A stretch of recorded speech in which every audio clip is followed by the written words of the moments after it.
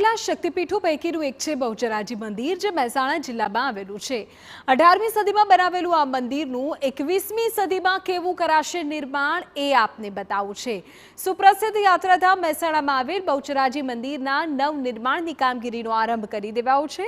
થોડા દિવસ અગાઉ જ મુખ્યપ્રધાન ભૂપેન્દ્ર પટેલના હસ્તે ખાતમુહૂર્ત કરવામાં આવ્યું। ત્યારબાદ હવે જૂનું મંદિર ઉતારવાની કામગીરી શરૂ કરી દેવાઈ છે।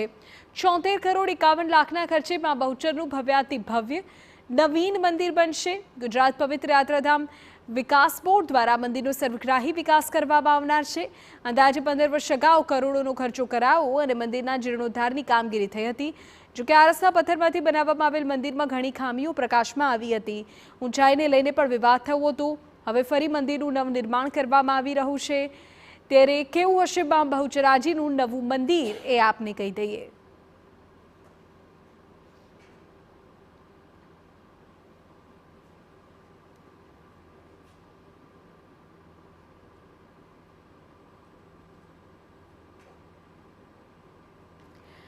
બંસી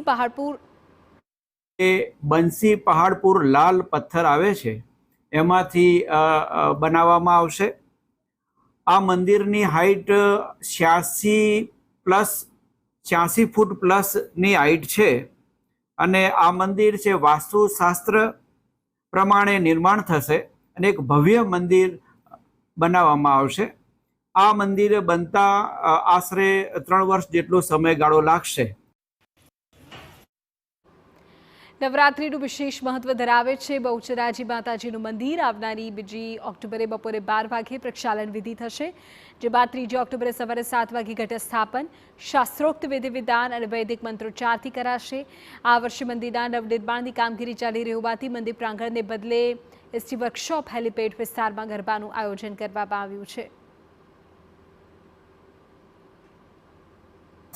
નવરાત્રિના આયોજનમાં આ વખતે તારીખ 2/10/2024 પ્રક્ષાલન વિધિ બપોરે 12 કલાકે કરવામાં આવશે અને નવરાત્રિના પ્રથમ દિવસે એટલે કે તારીખ 3/10 સવારે 7 કલાકે માતાજીનું ઘટ સ્થાપનની વિધિ કરવામાં આવશે, જે સંપૂર્ણ